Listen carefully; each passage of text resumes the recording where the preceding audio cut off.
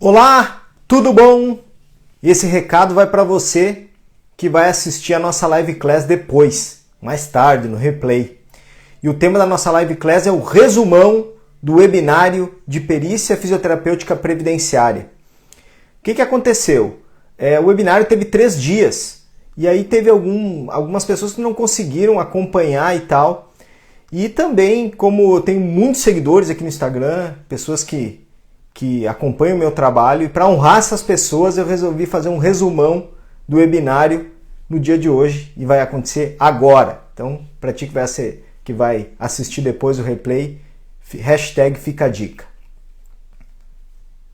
A gente, como sempre, espera o Instagram entregar que a gente está ao vivo e conforme vai entrando seguidores aí, a gente dá continuidade à nossa live.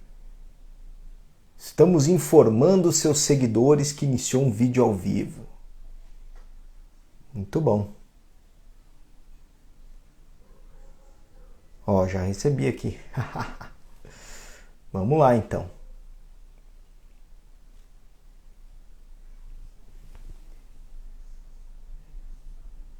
Boa noite, Graciele. Boa noite, 9. Tá bom o áudio, 9? Dá para ouvir bem? Lili Moema, boa noite. Vamos lá.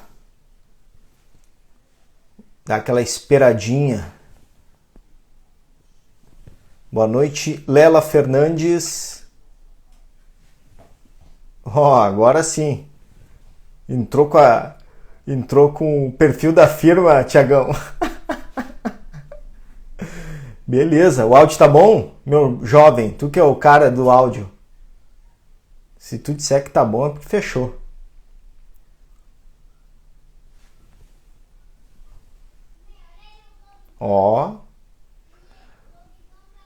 Top a JLT Garcia. Hashtag, ó. Muito bom. Tu tá rindo, né? Mas que beleza. Se o áudio tá bom, tá show. Beleza, meu jovem. Olá, Graciele, tudo bem? Manual do Idoso. Tudo bom? Boa noite. Vou esperar um pouquinho o Instagram entregar aí, avisar que nós estamos ao vivo. E aí depois a gente dá o start. Mais um pouquinho só. Show de bola. Vamos lá. Boa noite, Thalita. Tudo bom?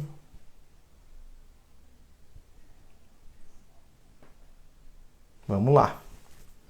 Mais um minutinho, porque como eu digo sempre, eu sou perito e todo perito preza pela formalidade das coisas e pela pontualidade das coisas. Normalmente o Instagram demora um pouco para entregar, mas tá valendo. Depois, quem chegar depois pode perguntar e quem for assistir o replay também tá tudo certo. Vou esperar mais um minutinho e vou dar uma sequência aí. Se o áudio tá bom, o meu expert em áudio, Dr. Thiago, o rei da planilha, já disse que o áudio tá bom, então tá valendo. Boa noite, Caroline. Físio por Caroline.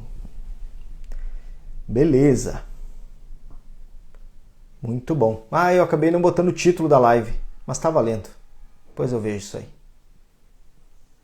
Muito bom.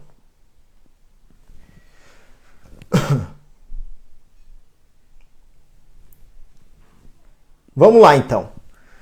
Essa semana eu lancei o webinário, melhor dizendo, semana passada eu lancei o webinário e aí o que aconteceu? Como era de 3 dias, o webinário, muita gente não conseguiu assistir e eu tenho muitos seguidores aqui e alguns me disseram, cara, 3 dias foi difícil para mim, perdi o webinário e tal, beleza, vamos fazer um resumão então.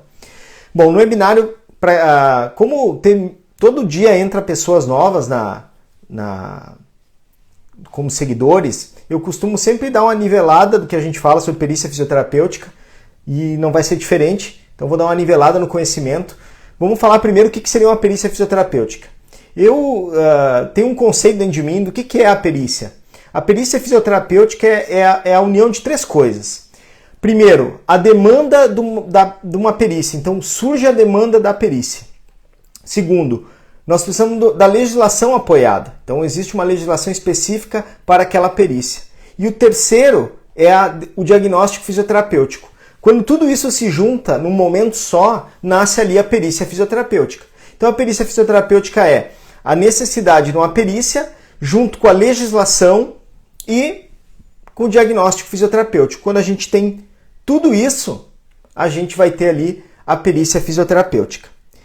Para se ter uma perícia fisioterapêutica, em algum momento é preciso ter um perito, que ele vai assistir uma das partes, ou normalmente, o que todos nós falamos, quando a pessoa ouve falar na área pericial, ela pensa direto no perito do juízo. Então, o que diz lá no artigo 156 do Código de Processo Civil? O juiz será assistido por perito quando a prova do fato depender de conhecimento técnico e científico. Dentro do CPC, do Código de Processo Civil, nós também temos a definição de quem é o perito. O perito é um auxiliar da justiça, ele assiste o juiz. Ou seja, ele presta uma assessoria especializada, uma consultoria especializada no objeto da perícia. Aí o que acontece? Muitas vezes e durante muito tempo, a gente ouviu uma balela de que o fisioterapeuta não podia ser perito. Ah, não pode ser perito e tal. Primeiro que o Código de Processo Civil é claro em dizer que o juiz vai ser assistido pelo perito, por um perito. E ali, na sequência, ele diz que os peritos serão nomeados entre aqueles que estiverem inscritos nos órgãos de classe e tudo mais. Mas o mais importante de tudo é que na nossa lei, o Decreto-Lei 938, aquele que firmou a fisioterapia lá em 1969, ele já nos resguardava o direito de atuar e de trabalhar com perícia judicial. Ah, está escrito isso aonde? Bom, o primeiro, no artigo 3º, ele define algumas tarefas do fisioterapeuta perito. Então ele diz lá, é atividade privativa do fisioterapeuta executar métodos, técnicas fisioterápicas com a finalidade de restaurar, desenvolver e conservar a capacidade física do ciente. Beleza, isso definiu quem é o fisioterapeuta. Lá no artigo 5º diz o seguinte, os profissionais de quem trata o artigo 3º e 4º poderão ainda no campo de suas atividades dirigir serviços em órgãos e estabelecimentos públicos ou particulares ou assessorá-los tecnicamente. Então veja, é cristalino, só uma questão superficial de interpretação. Veja bem, o que ele diz aqui? Que os profissionais que tratam o artigo 3º e 4º, que somos nós fisioterapeutas, poderão ainda, no seu campo de atividade específica, dirigir serviços em órgãos e estabelecimentos públicos. Beleza. A justiça não é um órgão público? Fechou. Então, ou assessorá-los tecnicamente. Então, a gente pode dirigir um órgão público ou assessorar tecnicamente. O que o perito faz? Ele é um auxiliar da justiça. Então, ele assessora tecnicamente o juiz. Então, na nossa lei basilar, ela já contemplava a possibilidade do fisioterapeuta ser perito.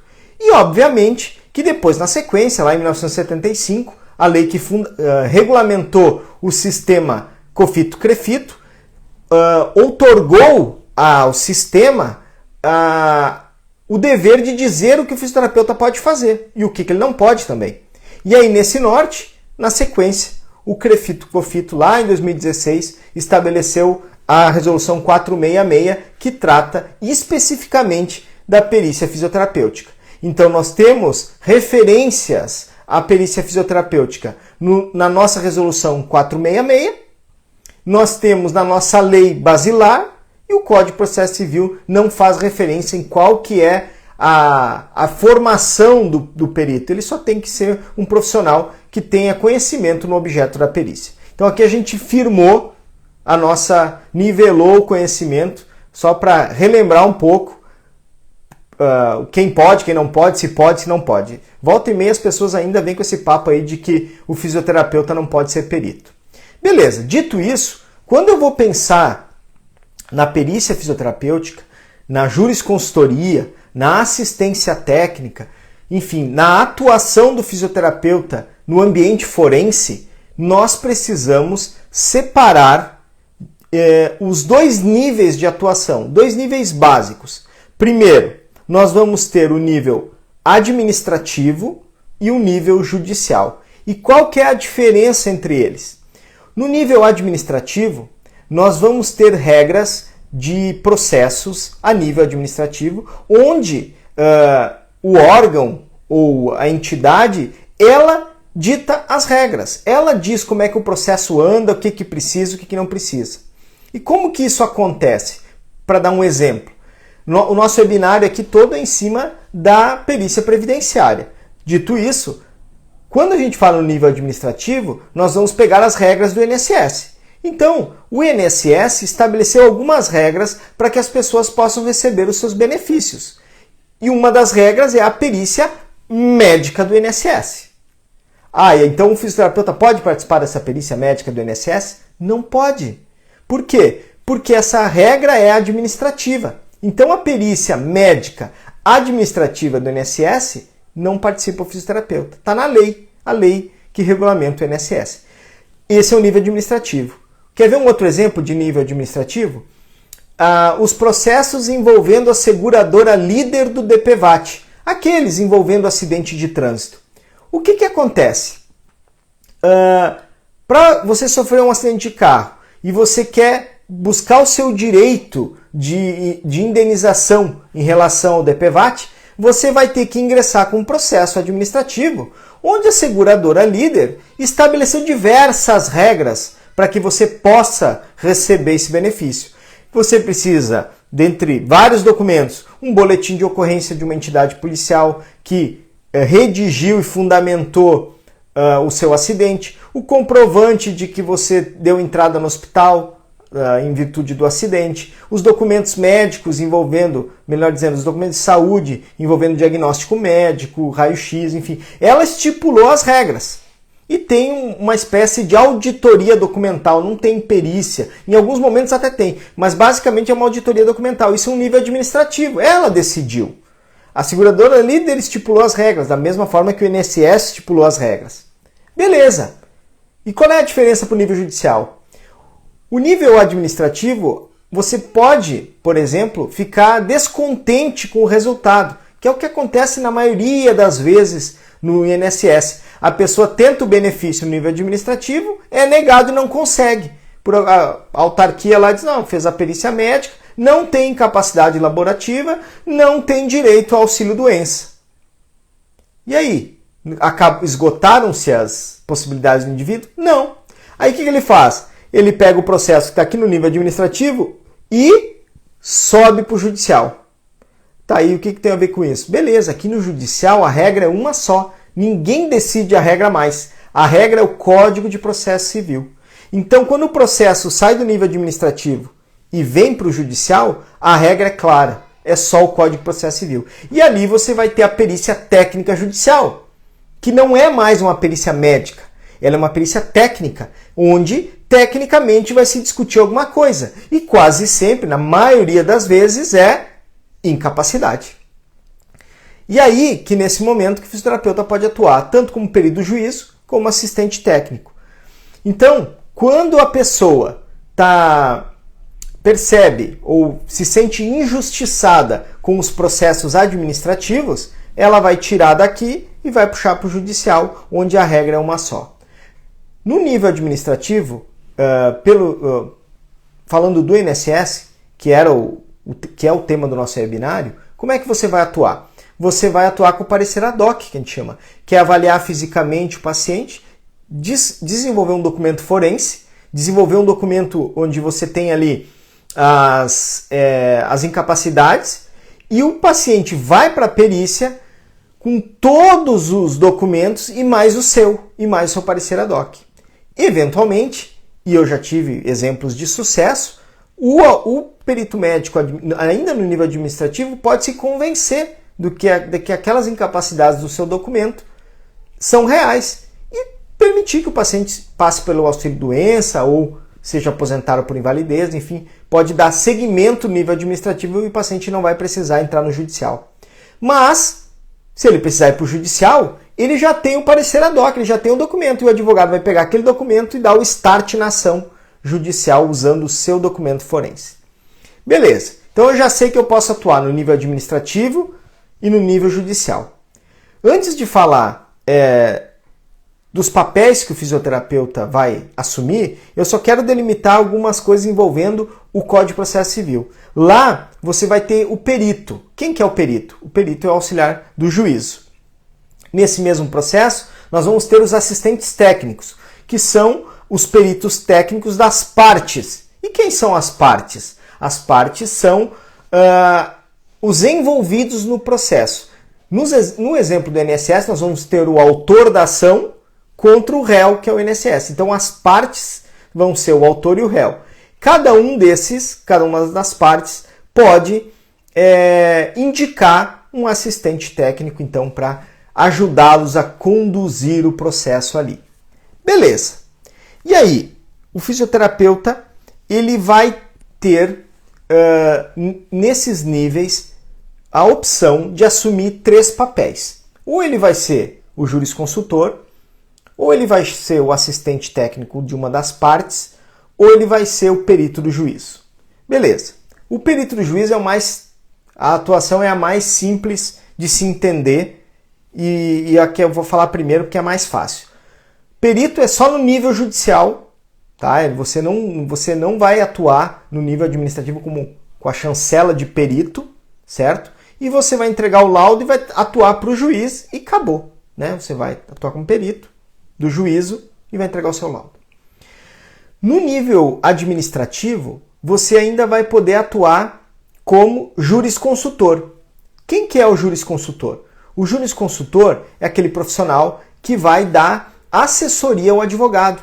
Você vai trazer para o advogado o conhecimento técnico para que ele tenha uma economia de tempo e principalmente tentar aumentar a taxa de sucesso nas ações que ele for desenvolver.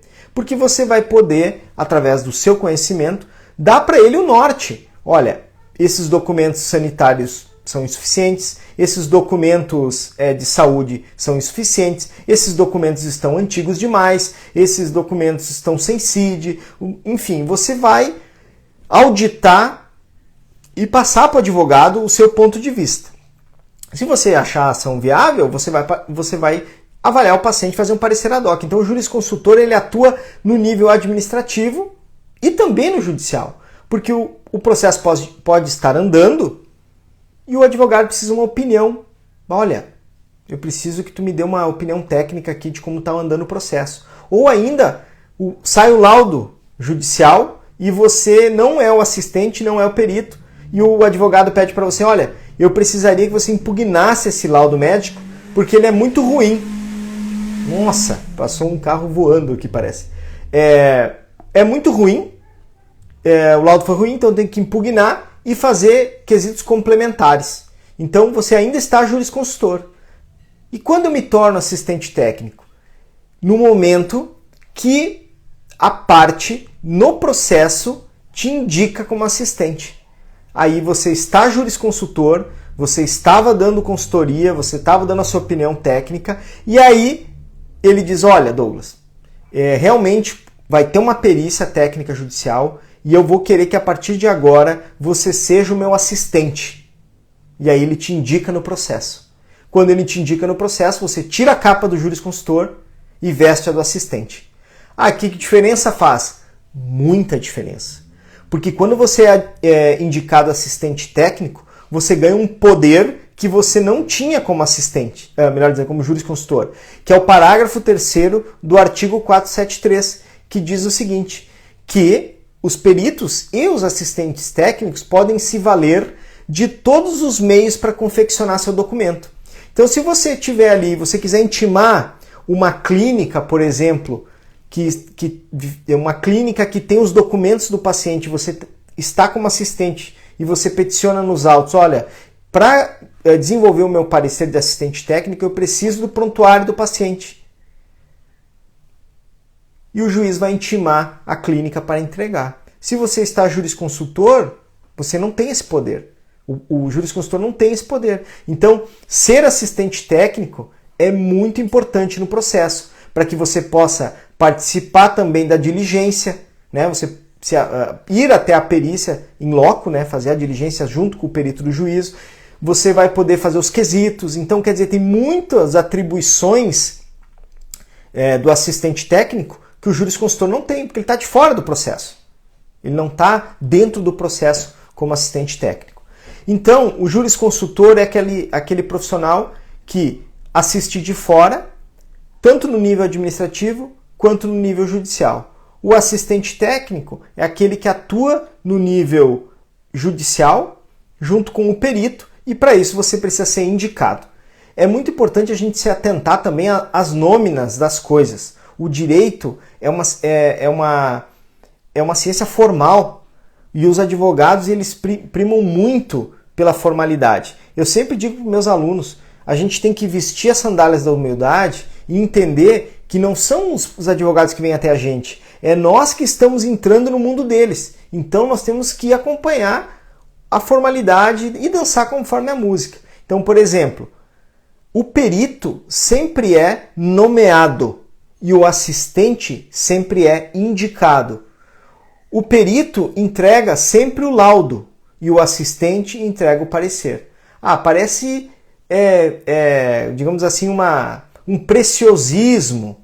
Mas se você é o juiz e você recebe um documento do assistente, escrito no cabeçalho, laudo do assistente técnico, e você é o juiz, ele vai olhar, cara, e vai dizer, caramba, o profissional não sabe botar nem o título do documento, ele não sabe nem o nome do documento que ele está entregando. Que sobra pro resto? Então, assim, cara, vamos ficar atento, a nômina é muito, muito importante. Então, o perito é nomeado e entrega o laudo e o assistente é indicado e entrega o parecer do assistente técnico. Dito isso, a gente já organizou, já sabe que o fisioterapeuta pode ser perito, já sabe que tem resolução específica que trata da perícia fisioterapêutica e ainda especificamente da previdenciária. Você já entendeu os níveis de atuação, você pode ser jurisconsultor, você pode ser assistente técnico, você pode ser perito. Na esfera previdenciária, nós vamos atuar mais especificamente em 4 tipos de benefício. A nossa Seguridade Social, ela tem vários benefícios, mas aqueles que a gente mais atua. O auxílio-doença, que é aquela que a pessoa tem que provar que tem uma incapacidade, seja temporária, seja permanente, para que ela tenha direito a um benefício. Então nós vamos atuar nessa esfera aqui. Nós vamos atuar nos processos de aposentadoria por invalidez, que acontecem muitos, né? O paciente fez uma cirurgia, ficou sequelado, de repente fez uma artrodese, tem câncer, né? Enfim, alguma patologia de base que atrapalhe muito a vida do paciente, pode ser aposentado por invalidez. A nossa importância como jurisconsultores e como assistentes técnicos no processo previdenciário é fundamental. Quer ver um exemplo? Muitas vezes o advogado entra com a ação pedindo questões ortopédicas, mas a doença de base do paciente é muito pior. Às vezes eu sempre tenho contado agora aqui nas minhas redes sociais, eu sempre puxo os exemplos mais recentes. Eu peguei uma paciente há uns 20 dias, 30 dias atrás com hemofilia. Eu nem sabia o que era, tive que estudar a tal da hemofilia lá, forame oval, patente, um monte de problema de saúde que não permitia, e ela teve trombose, ela tinha, um monte de problema. E esse problema vascular circulatório que ela tinha não permitia que ela fizesse as cirurgias corretivas e resolvesse o problema ortopédico dela. E os advogados anteriores que pegaram os casos dela sempre tentavam aposentar ela ou pedir o auxílio-doença em questões ortopédicas. E ela ia para a perícia e não recebia incapacidade. Então nós mudamos a nossa tese. Utilizando a doença de base, mostrando que essa doença de base era muito ruim para a paciente, ao ponto de ela não conseguir resolver os problemas ortopédicos, era um efeito cascata. E aí, com essa abordagem, né, que nós, como jurisconsultores, esse raciocínio clínico só a gente pode fazer. Com esse raciocínio clínico, com essa linha do tempo do adoecimento, com essa fundamentação técnica e científica, a gente conseguiu um auxílio-doença para o paciente que estava no limbo há 2, 3 anos. Então veja a diferença que a gente faz e o conhecimento técnico e científico da gente nesse norte. Então lá, auxílio-doença, aposentadoria por invalidez, auxílio-acidente, também, que envolve o acidente de qualquer natureza, acidente de trabalho, e também agora a aposentadoria por tempo de contribuição da pessoa com deficiência. Por quê? Porque quando a pessoa com deficiência comprova uma deficiência de longa data, uma deficiência congênita, ela pode encolher o tempo de contribuição. E tem tido muitas demandas nesse norte de advogados que precisam provar, porque a condicionante é provar a deficiência de leve, moderada ou grave. E quanto mais nessa hierarquia leve, moderado, grave, menos tempo de contribuição. Então, se tu provar que a pessoa tem lá, sei lá, uma deficiência grave, ela economiza 5, 6 anos de contribuição e se aposenta antes. Então, tem tido uma demanda bem importante nesse norte aí de buscar provar a deficiência do paciente. Para vocês terem uma ideia de como a área previdenciária é interessante para o fisioterapeuta, se você abrir a lei do INSS no Google, colocar aquela ferramenta que faz busca de palavras e escrever Ctrl Find, né, Ctrl F, e escrever deficiência, a palavra aparece na lei 96 vezes. Quem é o profissional mais capacitado para codificar, quantificar e qualificar deficiências físico-funcionais? É o fisioterapeuta. Nós não estamos inseridos nesse mercado porque a gente ainda não despertou para isso. E um dos motivos do webinário foi esse, para despertar. Olha, tá aí, um oceano azul para se trabalhar. Então, basicamente, nós vamos atuar nesses 4 benefícios. Tem mais, gente. A gente atua, depois ali a gente pode fazer pareceres para reabilitação profissional. A gente pode, de repente, até dar uma consultoria junto com o engenheiro em questão de insalubridade, periculosidade, mas aí são coisas bem pontuais, paralelas, um auxílio, digamos, junto com outro profissional, então alguma coisa multidisciplinar. Então, claro, tem muitas opções aí. Beleza. Estou resumindo o nosso webinário. Tudo isso que eu falei, o webinário teve mais de 2 horas, então vou tentar condensar, porque já foi meia hora aí do meu tempo. Eu falei do mercado de trabalho. Bom, quando a gente fala de mercado de trabalho, o profissional que começa a ingressar no mundo da perícia, a primeira coisa que ele quer ser é perito do juízo. Ah, eu quero fazer um curso porque eu quero ser perito do juízo. Não tem glamour nenhum em ser perito do juízo, vai por mim. Eu já atuei em mais de 1000 processos, só como perito já fui em mais de 600. O que acontece? O perito do juízo é o cara mais cobrado. É o cara que quando tu entrega o laudo, 2 assistentes caem de pau em cima, procurando a vírgula que tu escreveu errado, a referência bibliográfica que tu citou que estava errada, o método que tu não escolheu tão bem. É uma guerra. Então, assim, ser perito do juízo não é a parte mais fácil, é a parte mais difícil. Esse é um ponto. Outra coisa que a gente tem que refletir, que no Brasil inteiro nós temos atualmente mais ou menos ao redor de 18 mil juízes. Beleza, e aí? E aí, que muitos desses, isso assim, em todas as esferas, né? Federal, trabalhista, eleitoral, militar, toda essa galera. Aí, beleza, uma parcela desses juízes são federais e julgam processo do INSS. Sei lá quantos são, não achei esse dado, mas menos de 18 mil com certeza. Desses 18 mil, a grande maioria já tem os seus peritos. E o perito é um CC, um cargo de confiança. Então, qual é a chance do juiz se desfazer do perito que ele confia, que trabalha com ele há muito tempo, que faz o trabalho como ele espera, para substituir por alguém que ele não conhece? Difícil, mas, claro, pode acontecer, mas vamos lá. Vai encolhendo o mercado, é mais complicado. Então, para ser perito não é impossível, mas é um pouco mais difícil. No interior é mais fácil, falta perito no interior, nas cidades pequenas aí, né, que o fórum julga de tudo, provavelmente exista demanda, mas nas cidades grandes com certeza vai ser bem complicado você entrar, é difícil.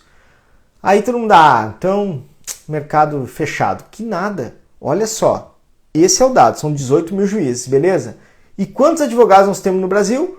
1 milhão e 100 mil advogados. São 1 milhão e 100 mil advogados no Brasil, beleza? E aí, gente, quando você é perito do juízo, você só tem uma ação para fazer, é entregar o laudo para o juiz e responder quesitos complementares e tudo mais. Então, é só isso que você tem para fazer. Agora, olha só o que você pode fazer se você for jurisconsultor ou assistente técnico para os advogados. Beleza. Eu vou citar 18 serviços que você vai poder oferecer para os advogados para que você economize o precioso tempo dele, porque o advogado, o tempo é muito precioso, tanto é que eles têm, os grandes escritórios têm pessoas resumindo processos, fazendo apontamentos estratégicos, porque o cara sozinho não dá conta de acompanhar 15, 20, 30, 50 mil processos. Então, economizar o tempo é fundamental. E o segundo é aumentar a taxa de sucesso. Por quê? Porque o cara vai lá, faz 100 ações, ganha 20, sem jurisconsultoria. Mas e se ele fizer 50, ele diminuiu e ganhar 50? Pô, caramba, olha o ROI, né? O retorno de investimento. Então, olha o que a gente pode fazer. A gente pode realizar uma análise técnica dos documentos de saúde, classificar, organizar e descartar. Isso é fundamental. Será que o advogado tem condições de avaliar uma ressonância, de olhar uma eletroneuromiografia, de olhar um exame de sangue? Caramba, ele não vai conseguir. Como é que ele sabe se aquele exame está novo, se está velho? Se tem CID, se não tem, o que é aquele CID? Não tem como. Então você vai pegar, o paciente chega com aquela sacolada de exames. Aí o que ele normalmente faz? Ele vai sentar para fazer. Só que sem conhecimento ele vai demorar um dia para separar os exames. E você, com seu conhecimento, vai demorar 1 hora. Então olha a diferença de ganho de tempo. Então a gente pode fazer uma classificação. Aí a gente vai pegar esses documentos e vai fazer um raciocínio clínico para ver se aquelas estruturas estão lesionadas, se aquelas lesões naquelas estruturas podem repercutir na função da pessoa, qual que é essa repercussão, né? A extensão. Então, tudo isso a gente pode fazer. Estudar uma linha do tempo do adoecimento. Ah, começou aqui, depois passou aqui, depois evoluiu para cá. Então, estudar a linha do tempo do adoecimento.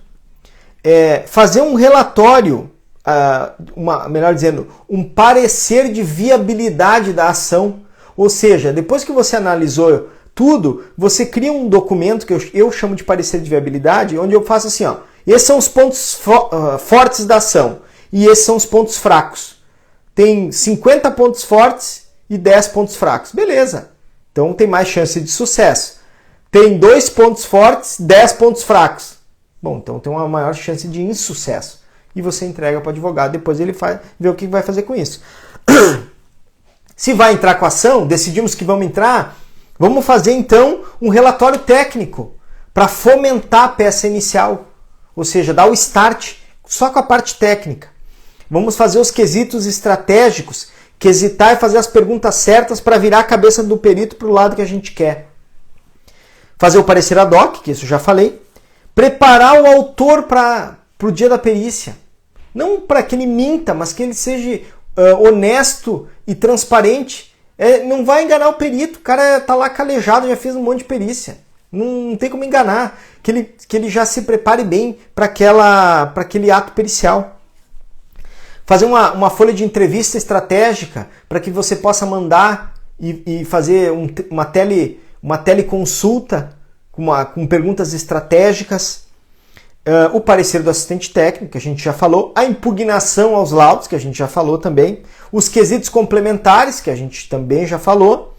E na área trabalhista, que eu acrescentei esses itens, mesmo não sendo o foco do webinário, mas para que a gente desperte, auditar documentos conforme as NRs, dar uma olhada no PPRA, PCMSO, para ver as NRs também. Então, NR17, por exemplo, que é comum existir as análises ergonômicas nos processos. Fazer contestação de nexo técnico epidemiológico, um serviço que eu vendo bastante para as empresas. A empresa não tem análise ergonômica, ela me contrata só para contestar o NETEP. E eu faço uma mini perícia. Uma mini perícia ergonômica ali para contestar.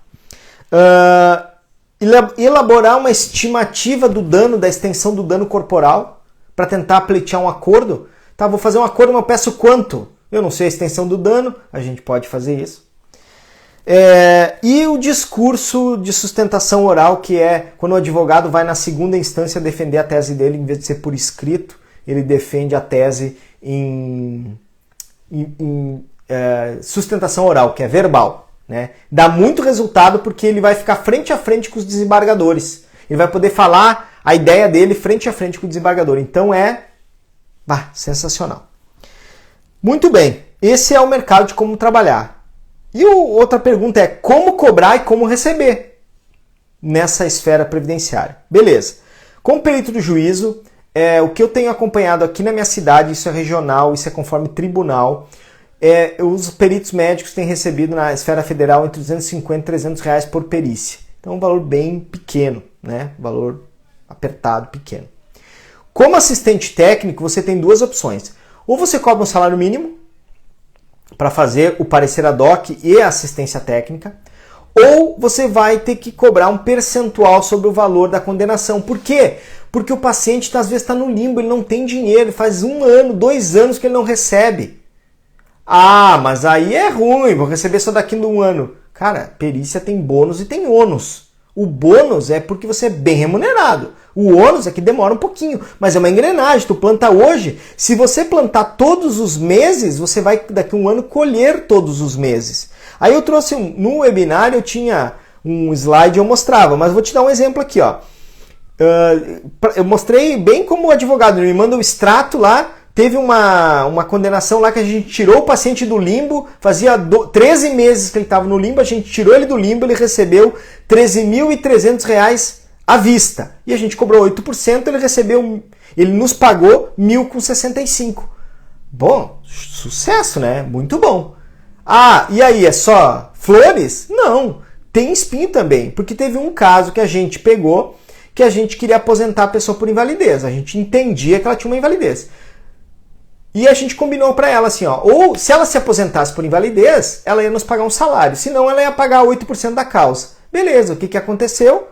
Ela não se aposentou e ela recebeu 2 honorários atrasados, melhor dizendo, 4 meses atrasados, que deu R$4.000. 8% de 4.000 dá mais ou menos R$320. Puxa vida, num eu ganhei 1.000, no outro 320. Foi ruim? Não, não foi ruim. Vamos fazer um ticket médio? Somar os dois e dividir por 2? Se eu somar os dois recebimentos, dá 1.385. Divide por 2, dá 692. Esse é meu ticket médio. Eu estimo que eu preciso 2 horas para fazer um parecer ad hoc. 1 hora de consulta e 1 hora para fazer o parecer. Se eu dividir esses 692 por 2 horas, dá R$346 por hora. Cara, muito boa essa hora. Não sei vocês, mas para mim tá excelente. Então, assim, o problema é que você não recebe à vista. Você vai demorar 1 ano. Mas se você plantar vários, ao mesmo tempo, se eu parar de trabalhar hoje, vai continuar recebendo. Por exemplo, na pandemia de março a setembro, a Justiça do Trabalho parou. Não teve perícia. Mas eu continuei recebendo, porque foram perícias lá de 2015, 2016, 2017. Então, tem que entender isso e principalmente botar na cabeça que é você que está entrando no mundo do advogado. Se ele cobra com contrato de risco, você também vai cobrar conforme ele. O Bruno comentou, conforme a experiência você vai se tornando mais assertivo, exatamente. Com o tempo você vai escolher a ação e você sabe onde ela vai chegar, onde ela começa e onde ela termina. Ah, começa aqui, e vai seguindo, você desenha o processo. E isso acontece com frequência, com muita frequência. Então, realmente, a gente desenha o processo e a gente sabe onde vai chegar. Cara, muitas pessoas me perguntam assim, tá, mas por que tu aceitou trabalhar 1 ano, receber daqui 1 ano? Por que tu te dedicou tanto à perícia? Porque eu trabalhei 8 anos como um fisioterapeuta em ambulatório, hospital, fazendo domicílio, 14 horas por dia, em 3 áreas diferentes, recebendo muito mal por hora técnica. Desvalorizado pelos convênios. A Unimed me pagava R$5 para atender um paciente no TI, infantil, neonatal, melhor dizendo. Inadmissível esse valor. R$5 por atendimento. conseguia fazer, sei lá, 2 por hora, dá R$10 por hora. A diferença da minha hora técnica de perito de fisioterapeuta na UTI lá em 2004, 2005. Um valor hora muito baixo. E também muita concorrência. Aí quando eu conheci a perícia, não tem concorrência na perícia, cara. Ainda não tem. Não tem concorrência. Quantos peritos você conhece? Quantos fisioterapeutas? O maior grupo de WhatsApp com todos os peritos do Brasil tem 200 lá. Pouco menos de 200. Outra coisa, muita concorrência. Não tem liberdade de tempo. Tinha que trabalhar, não tinha liberdade nem geográfica de tempo também, porque vivia enfurnado 14 horas por dia. Então me dediquei muito à perícia. Mas muito, porque a hora sempre foi muito melhor. Com o tempo a gente vai melhorando e vai... Cara, a hora técnica do perito é... Todo mundo me pergunta, eu acho que está nas top 4 da área de fisioterapia. Dermatofuncional, cardiorrespiratória, esportiva e perícia. Eu acho que é a top 4 da... Por quê? Porque é difícil mesmo. Veja só, os médicos atacam muito a perícia fisioterapêutica. Tem até... O Conselho de Medicina se dedicou a fazer uma resolução para proibir outros profissionais de fazer perícia. Por quê? Porque realmente é um mercado promissor, muito bem remunerado. Você não vê a medicina querendo pegar o Pilates, por exemplo. Para mim, faz sentido isso que eu estou falando. Pode ser que para você não faça. Então esse é o resumão do nosso webinário. Cara, o webinário foi sensacional, teve muito mais coisas, mas eu acho que já deu para entender muito bem aqui qual que era a ideia e como era trabalhar e como ser remunerado para isso. Depois, ao final, o que eu fiz? Eu apresentei o meu curso de perícia fisioterapêutica previdenciária, que eu venho me dedicando há mais de 2 anos na perícia previdenciária. Por quê? Porque eu fazia muita perícia trabalhista e, de repente, a Justiça do Trabalho, com a reforma da CLT, as perícias trabalhistas caíram muito. E eu disse, caramba, vou ter que fazer outra coisa. Eu amo fazer perícia, vou para a previdenciária. E faz mais de 2 anos que eu venho me dedicando fortemente à perícia previdenciária. E como muitas pessoas, cara, e aí como é que faz, como é que não faz, eu desenvolvi um curso. Como é que está a formatação do curso? O curso está formado assim, módulo 1, Direito Fisioterapêutico. Tudo que vocês imaginar sobre a legislação envolvendo a perícia fisioterapêutica, com foco também na perícia previdenciária. Então, a legislação, você já aprende ali, entendeu o advoguês, juridiquês, envolvendo a perícia fisioterapêutica previdenciária. Módulo 2. Não existe perícia fisioterapêutica sem CIF. Então, assim, qualquer perito que concluiu um laudo de avaliação físico-funcional e não tem CIF, não é perícia fisioterapêutica, pode ser qualquer outra coisa. Por quê? Porque é obrigatório, o diagnóstico fisioterapêutico é obrigatório pela CIF desde 2009, pela resolução 370. Aí o que eu fiz? Peguei o curso de CIF inteiro, como ele está, e botei dentro do curso. Eu tenho o curso de CIF separado, muitos alunos meus me acompanham aí, sabem que eu tenho. Eu peguei esse curso inteiro e trouxe para dentro do curso de perícia previdenciária. Depois, eu criei um método de avaliação junto com o professor Ricardo Wallace, ele que desenvolveu primeiro uma planilha com valências físicas mínimas de avaliação físico-funcional. Uma pessoa, para ser saudável, ela tem que ter algumas valências físicas mínimas. E aí ele desenvolveu um screening de saúde, onde ele avalia percentual de gordura e o grau de obesidade, força de preensão da mão através de dinamometria, muscularidade, risco cardiometabólico, mobilidade articular geral e mobilidade articular específica. Tudo isso numa planilha. E eu acrescentei testes funcionais. Por quê? Porque a gente de irritação nervosa, de radiculopatia, porque a gente recebe muito paciente com problema cervical e lombar. Então o que eu fiz? Para ser mais rápido e otimizar o tempo, isso está tudo numa planilha de Excel. Você preenche aquilo ali, de um lado você preenche a planilha, do outro já sai todas as avaliações prontas. Só com uma fita métrica e o dinamômetro de preensão. Você vai pegar a antropometria da pessoa, perimetria cervical, cintura, abdômen, perimetria do punho, distância joelho, maléolo. E aí você joga na planilha e ela vai calcular todo. Claro que no curso a gente tem um módulo que fala como que é a fórmula da obesidade, como que é a fórmula da muscularidade, como tudo separadinho. Aqui estou só resumindo. Então sai pronto do outro lado. Tem a planilha do Excel pronta para você. Para quê? Para otimizar o tempo. Porque depois você vai ter, na avaliação físico-funcional, você vai preenchendo a planilha ali já com as valências que você está enxergando no paciente. Para depois, do outro lado, sair pronto o screening de saúde. Né? Sai pronto ali com os gráficos, com a questão das comparações, tudo codificado, quantificado e qualificado pela CIF. O que a gente faz depois? Pega recortes da planilha e cola no seu laudo ou no seu parecer. E aí eu tenho um módulo de redação pericial.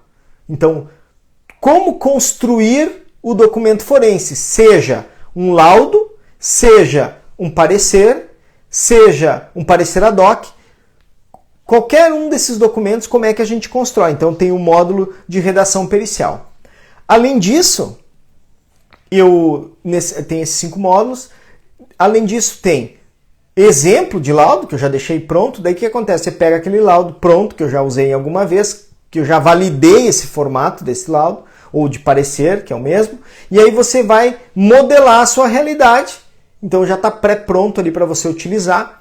Você vai ter e-book sobre quando você é nomeado, o que você vai fazer, modelos de impugnação, para como se fazer essa impugnação, modelos de quesitos.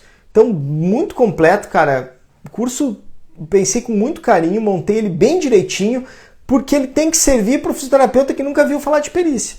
Então, ele está formatado de uma maneira que, mesmo que você nunca tenha atuado, você vai conseguir entrar de um lado e sair do outro, sabendo fazer uma avaliação físico-funcional completa e a construção de um parecer ad hoc, parecer de assistente ou um laudo. Você com certeza vai conseguir construir esse documento para entregar para o magistrado ou para entregar para o advogado e tudo mais.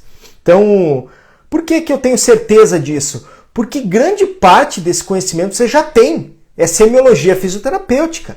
Só que você não tem isso organizado de uma maneira num advoguês, num juridiquês. Essa formatação, esse método, nada mais é do que semiologia fisioterapêutica, organizado de uma maneira que um juiz e um advogado entenda. Então foi essa a minha ideia quando eu estava olhando o curso. Então eu já testei esses documentos e eles são validados. E aí, o que eu digo sempre, só de você saber CIF e construir um diagnóstico, você já é fora da curva. 90%, 95% dos fisioterapeutas nem ouviram falar de CIF. A gente fala em CIF é grego. Só de você saber isso, a CIF, e construir o seu diagnóstico, você já é fora da curva. E se você tiver o conhecimento de pegar isso e transformar no advoguês, então, liberdade geográfica e financeira e tudo mais, que é o que eu prego. Se você olhar no meu Instagram, foi o que a perícia me proporcionou. Foi o que a perícia deu para mim, né? Beleza. E aí, claro, para quem que não é esse curso, óbvio que eu já vou dizer para quem não é. Cara, não é para alguém que quer uma fórmula mágica, né? Eu quero só olhar, só preencher a planilhinha e ficar pronto. Não, né? Não é uma fórmula mágica. Não é um método milagroso. Eu não preciso me dedicar a nada, só vou preencher uma planilha e já vou virar perito. Não é para você que está pensando isso. Perícia é dedicação. Essa semana me perguntaram o que precisava. Eu escrevi perseverança, foco, ser autodidata, escolher um método para trabalhar e seguir aquilo, ter um mentor também. Eu acho que isso, porque eu tive um mentor, o professor e doutor Ricardo Wallace foi um mentor para mim. Eu sou cria dele. Então, assim, isso é fundamental para você dar esse passo.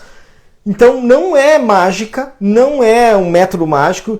E outra, o mercado é um oceano azul. Eu tenho certeza, não tem concorrência, certo? Com certeza não tem.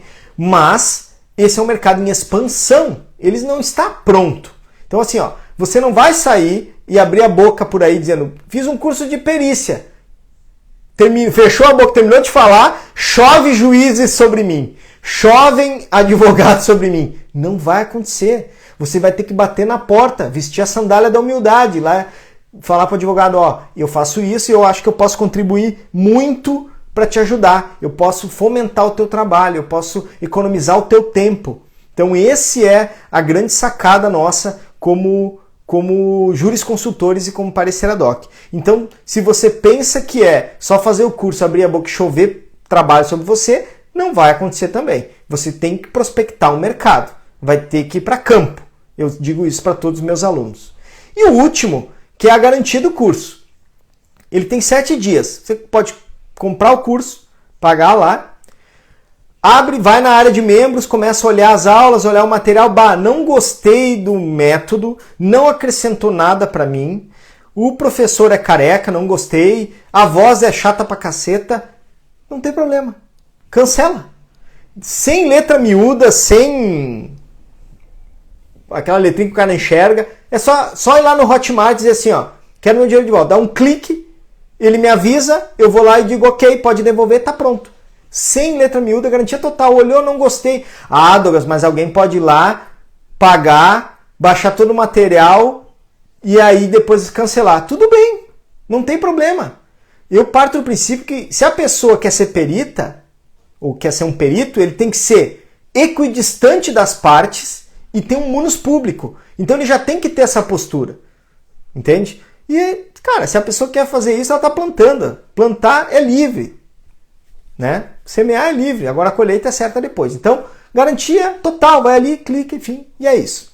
Então esse é o resumão do nosso webinário. E aí, quem quer perguntar, pode largar as perguntas aqui, que eu estou olhando, ver se tem alguma pergunta aqui. Não tem, por enquanto. Vou tomar uma aguinha aqui.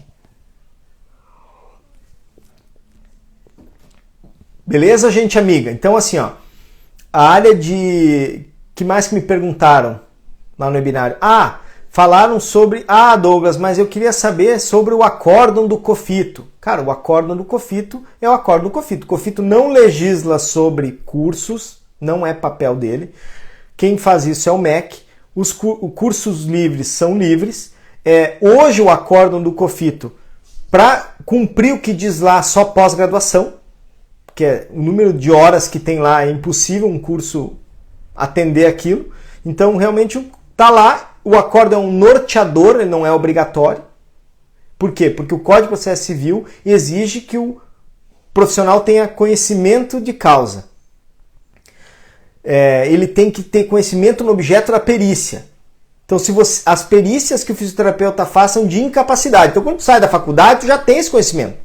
Habilidade você já tem. Habilitado você já está. O problema é que você não está tão capacitado. E os cursos são para isso, é para capacitar você. O que acontece? Tem um monte de gente que está habilitada a dirigir.